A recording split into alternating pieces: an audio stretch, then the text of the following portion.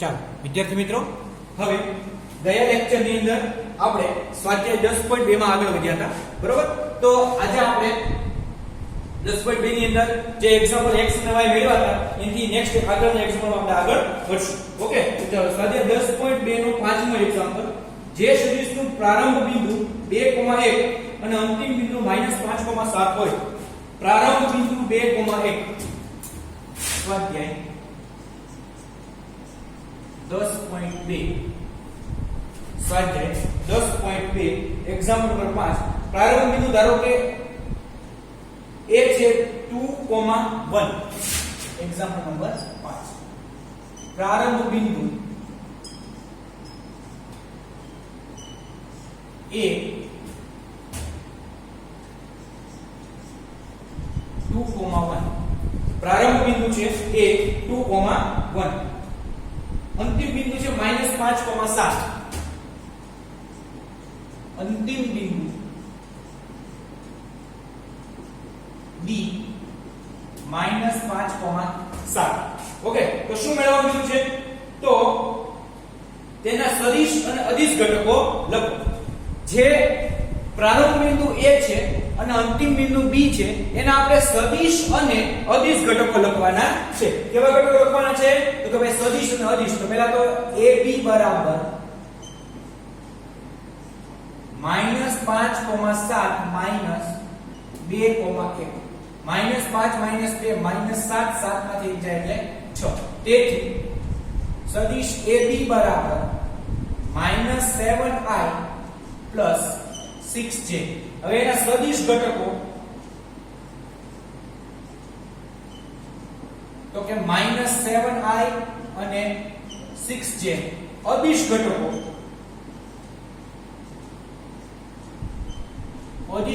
તો કે -7 અને 6.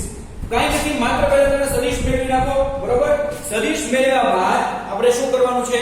તો કે સદિશ મળી ગયો, તો કે હા સદિશ મળી ગયો છે. પછી શું કરવાનું છે? તો કે પછી કાઈ નહીં, માત્ર અને માત્ર આપણે ઘટકો બે અલગ અલગ લખવાના છે, બીજું કાઈ કરવાનું છે નહીં. ઓકે, તો ચાલો હવે છઠ્ઠો એક્ઝામ્પલ શું કહે છે? સદિશો a બાર બરાબર i - 2j + k. a બાર બરાબર સદિશો તમને આપેલા છે a બાર બરાબર i - 2j + k. આ સદિશ a બાર આપેલો છે.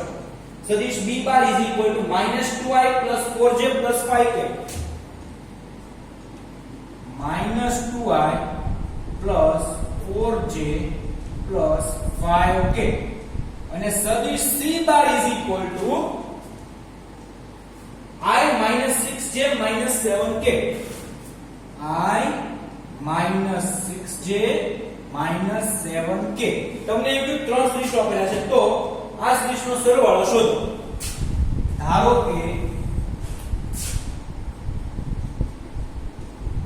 કે d bar = a bar + b bar + c બાર. તેથી d બાર = પેલા એ લખીએ 1 - 2 1. આવું ન લખો, ડાયરેક્ટ કરી શકો તો આપણે તમને સમજવા સરળ. i - 2j + k. i - 2j + k plus -2i + 4j + 5k. -2i + 4j + 5k. અને plus i - 6j - 7k. i - 6j - 7k is equal to d bar is equal to i - 1 2i. I plus i 2 - 2 0i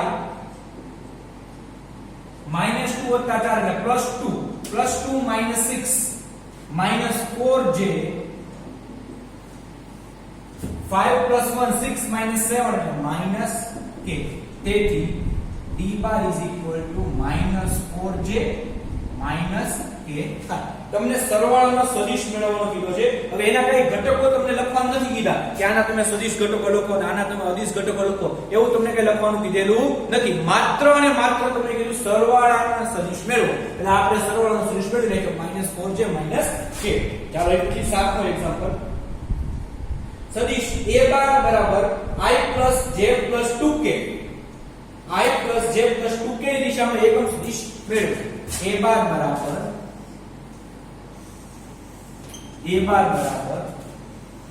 i plus j plus 2k. સાતમું example a બાર બરાબર i plus j plus 2k ની દિશામાં એકમ સદિશ મેળવો. પહેલા તો સદિશનો માનાંક mode is equal to વર્ગમૂળમાં 1 plus 1 plus 4 is equal to under root 6. હવે એકમ સદિશ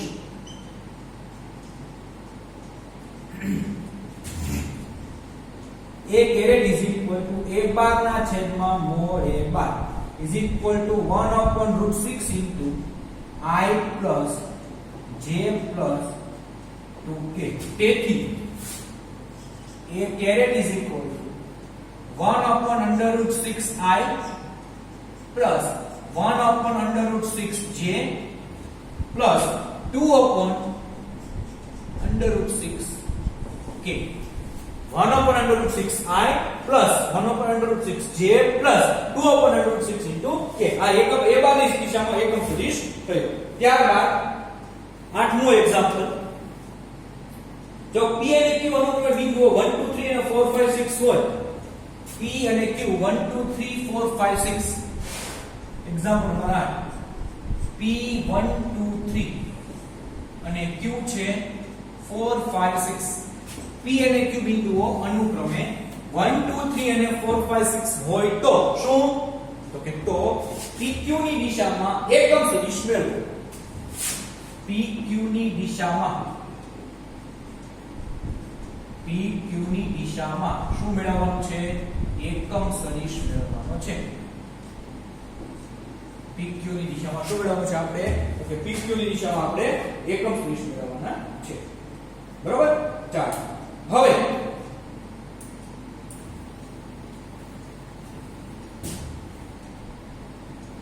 પહેલા pq મેળવવું પડશે. pq સદિશ is equal to 4 5 6 minus 1 2 3. 4 માંથી 1 એટલે 3, 5 માંથી 2 એટલે 3, 6 માંથી 3 એટલે 3 is 3 into આ નામ પણ લખી શકાય 1 1. તેથી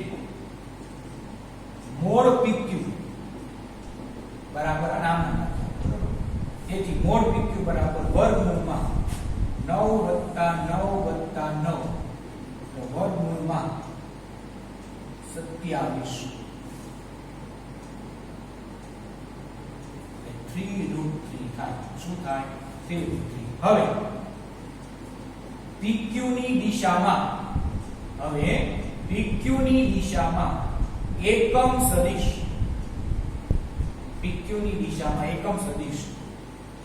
pq caret is equal to pq ના છેદમાં mod pq is equal to 1 upon 3√3 into 3,3,3 is equal to 3 લઈ આવ્યા 1 upon √3i plus 1 upon √3j plus 1 upon √3k. આ pq ની દિશામાં આપણને એકમ સદિશ મળ્યો 1 upon √3i plus 1 upon √3j plus 1 upon √3k. યાદ રાખો એકમ સદિશ આપણે જે મેળવીએ છીએ એ એકમ સદિશનું મૂલ્ય હંમેશા એક એકમ જ હોય છે. એકમ સદિશનું મૂલ્ય હંમેશા કેટલું હોય છે? તો કે એક એકમ જ હોય છે. ઓકે, ચાલો હવે એક્ઝામ્પલ નંબર 9 માં આગળ વધીએ. નવમો એક્ઝામ્પલ શું કહે છે? આપેલ સદિશો a બાર બરાબર 2i - j + 2k. a બાર બરાબર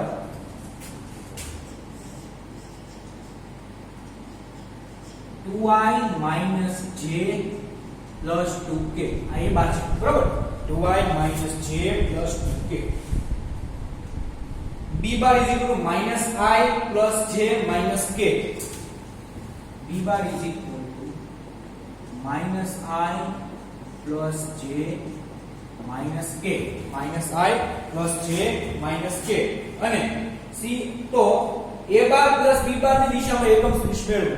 સમજો a bar plus b bar ની દિશામાં એકમ સદિશ મેળવવાનો છે. a bar plus b bar ની દિશામાં એકમ સદિશ મેળવવાનો છે. તો પહેલા તો લોકો ધારો કે C bar is equal to A bar plus B બાર એટલે કે 2i minus j plus 2k plus minus i plus j minus k. બેમાંથી એક જાય તો i minus j plus j એટલે 0 અને 2k minus k i plus k થયું. શું થયું? i plus k. તેથી C mod C bar is equal to I plus k mod C bar is equal to under root માં 1 plus 1 is equal to under root માં 2. એટલે નામ પર લખી શકાય I plus 0j plus k minus j plus j 0 થઈ જાય. બરોબર? ચાલો હવે C કેરેટ મેળવવાનું છે. આપણે શું મેળવવાનું છે? તો કે C બાર ની દિશામાં એકમ સદિશ C caret is equal to C bar ના છેદમાં mod C bar is equal to 1 upon root 3 into I plus k એટલે કે 1 upon root 2 I plus 1 upon root 2 k. અને આમ પણ લખી શકાય 1 upon root 2, 0, 1 upon root 2. આ શું થયું? C બાર ની દિશામાં એકમ સદિશ કયો? તો કે C કેરેટ. C બાર જે સદિશ છે ઈ સદિશની દિશામાં આપણે એકમ સદિશ મેળવો એને તમે C કેરેટ પણ કહી શકો. બરોબર છે? ચાલો તો આ વાત થઈ. એક્ઝામ્પલ નંબર 5 થી 9 આપણે ગયા. જો એકદમ સરળ એક્ઝામ્પલ છે મિત્રો. બરોબર? એક્ઝામ્પલમાં કાંઈ કરતા કાંઈ અઘરું છે નહીં. બરોબર? એકદમ સરળ છે. તમારે માત્ર ધ્યાન એટલું રાખવાનું છે કે આપણે જે તમે એક્ઝામ્પલ ગણો છો, બરોબર, એ એક્ઝામ્પલ એકવાર ગણ્યા પછી બીજી વાર તમને મોઢે ગણતા આવડવા જોઈએ. જોયા વગર તમારે એક્ઝામ્પલ ગણી શકવા જોઈએ. તો ચાલો તમને અડધી મિનિટનો સમય આપું છું. તમે સ્ક્રીનશોટ પાડી લો. બરોબર? સ્ક્રીનશોટ પડી જાય ત્યારબાદ આપણે આગળ એક્ઝામ્પલ નંબર 10 શરૂ કરીએ. ઓકે? તો તમને સ્ક્રીનશોટ પાડવા માટે થોડો સમય આપું છું. બરોબર? ચાલો સ્ક્રીનશોટ પડી ગયો છે. હવે તો આપણે આગળ વધીએ. આને ક્લિયર કરી નાખીએ.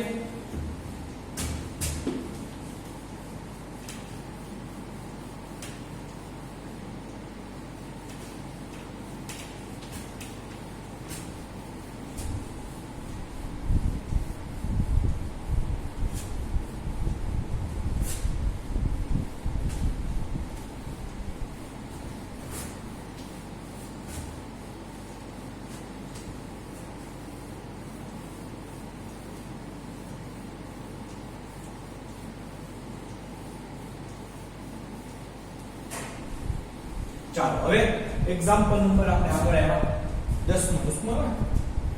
હા 10મો example 5i - j + 2k. 5i - j + 2k. 5i - j + 2k સદિશની દિશામાં 8 એકમ માન વાળો સદિશ શોધો. આ સદિશની દિશામાં 8 એકમ માન વાળો સદિશ. આપણે 11મા ધોરણમાં લગભગ આ શીખી ગયા કે કોઈ એક સદિશની દિશામાં માન વાળો સદિશ કેવી રીતે ફિઝિક્સમાં કદાચ તમે શીખી. બહુ સિમ્પલ છે. પહેલા એકમ સદિશ મેળવવાનો. એકમ સદિશનું મૂલ્ય શું થઈ જાય? તો કે 1 થઈ જાય. બરાબર? આની દિશામાં પહેલા એકમ સદિશનો ધારો કે A bar is equal to 5i minus j plus 2k. તેથી મોડ a બાર બરાબર વર્ગમૂળમાં 25 વત્તા 1 વત્તા 4 વર્ગમૂળમાં કેટલા આવ્યા? 30. 25 ને 1 24 ને 4 30. હવે 30 માં એક પણ ભાગ એક એવા અવયવ ન પડે કે જે પૂર્ણ વર્ગ હોય. બરોબર? 30 ભાગ્યા 4 ન થઈ શકે. 30 ભાગ્યા 9 ન થઈ શકે. 30 ભાગ્યા 2 થાય તો 15 આવે. એટલે આપણે રૂટ વિશે એમ રાખવાના છે. તેથી a bar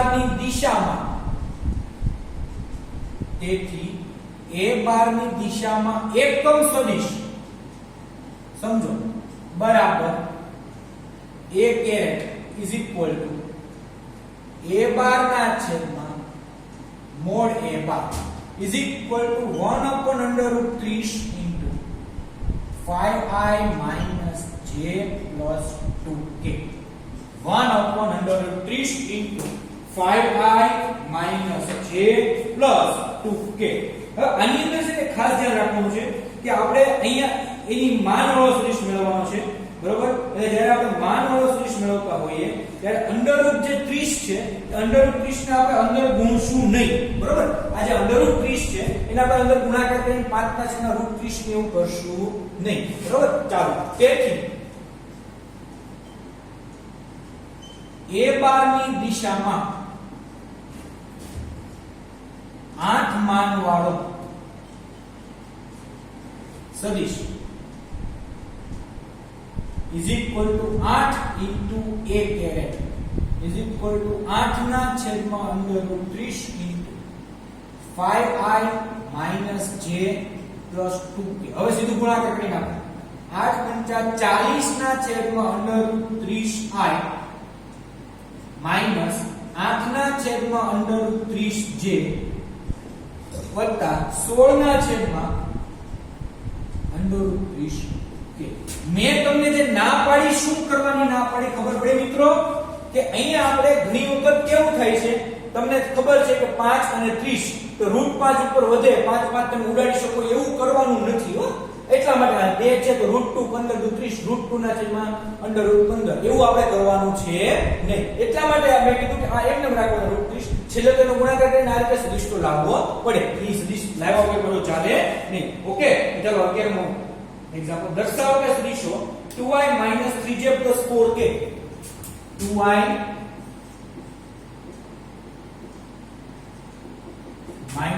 3j + 4k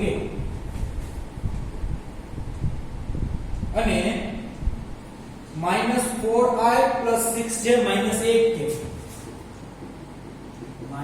4i + 6j - 8k સમરેખ છે.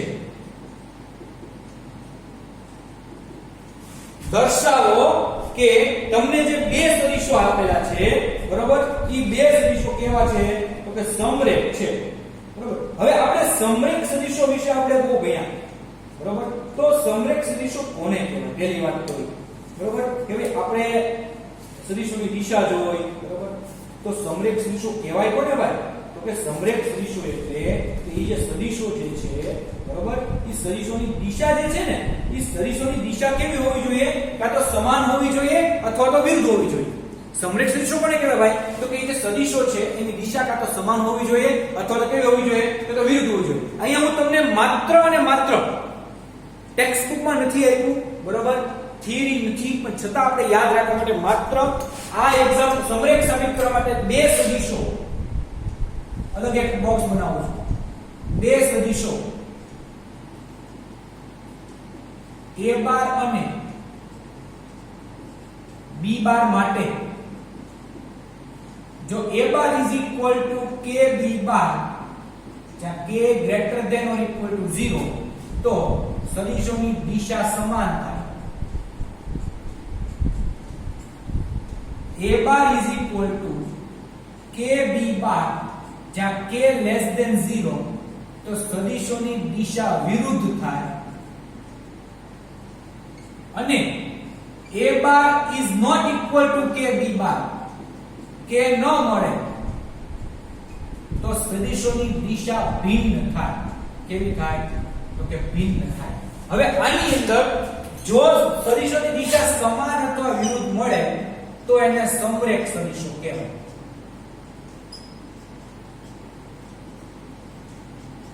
જો સદિશોની દિશા સમાન અથવા વિરુદ્ધ મળે તો એને સમરેખ સદિશો કહેવાય. હવે આ એક્ઝામ્પલ નો ભાગ નથી, આપણે એમને રાખીએ, બરોબર? ચાલો હવે એક્ઝામ્પલ માં આગળ વધીએ. અહીં હવે b બાર a બાર બરાબર આમ લખીએ આપણે 2, -3, 4 અને b બાર બરાબર -4, 6, -8. આમાંથી તમે માત્ર -2 કોમન કાઢો તો 2, -3, 4 થઈ જાય. તેથી b બાર = -2 * a બાર. અહીં k બરાબર -2 < 0 છે. તેથી a બાર અને b બાર ની દિશા વિરુદ્ધ છે. તેથી a બાર અને b બાર સમરેખ સદિશો છે. a બાર અને b બાર ની દિશા વિરુદ્ધ છે, બરોબર. દિશા સમાન અથવા વિરુદ્ધ હોય ત્યારે સમરેખ સદિશો થઈ શકે, બરોબર. a બાર અને b બાર ની દિશા સમાન અથવા વિરુદ્ધ હોય તો બંને સદિશો કેવા હોય તો કે સમરેખ સદિશો તમે એને કહી શકો, બરોબર. તો ચાલો વિદ્યાર્થી મિત્રો, આપણે 11 એક્ઝામ્પલ સુધી અહીંયા રાખ્યું છે. આ જે થિયરી છે, બરોબર, એ થિયરી ખાસ યાદ રાખજો કે નાનો ટોપિક છે કે દિશા સમાન ક્યારે હોય, દિશા વિરુદ્ધ ક્યારે હોય અને દિશા ભિન્ન ક્યારે હોય, બરોબર. તો ચાલો તમને હવે સ્ક્રીનશોટ બનાવવાનો સમય આપું છું. ઘણા વિદ્યાર્થી મિત્રોને હજી કહેવાનું કે આ 10મું ચેપ્ટર આપણે સ્ટાર્ટ કર્યું છે, બહુ સરળ ચેપ્ટર છે, વ્યવસ્થિત એક્ઝામ્પલ ગણજો, બરોબર. અને ફેરબુક પણ એકદમ વ્યવસ્થિત બનાવજો, કારણ કે જે નાના ચેપ્ટર પૂર્ણ થઈ જશે તો જ્યારે આપણે શાળા શરૂ થશે, બરોબર, ત્યારે જે મહત્વના અમુક ચેપ્ટર છે બાકી રહેશે, બાકી જે નાના ચેપ્ટર છે આપણે પૂર્ણ થઈ જશે, ત્યારે ભણવાની પણ મજા આવશે અને માનસિક રીતે બોજ ઓછો થઈ જશે કે આપણે હવે 2-3 ચેપ્ટર જ બાકી છે. એટલા માટે આપણે જે નાના ચેપ્ટર છે આપણે પૂર્ણ કરી નાખીએ છીએ. ઓકે, તો ચાલો તમે સ્ક્રીનશોટ પડી જાઓ, બરોબર. ત્યારબાદ આપણે લેક્ચરને પૂર્ણ કરીએ. સ્ક્રીનશોટ પડી જાઓ તો હોમવર્ક કરવામાં થોડીક સરળતા રહે. ઓકે, તો ચાલો મિત્રો, આજે આપણું રાખીએ છીએ, સ્ક્રીનશોટ પડી ગયો હશે. ઓકે.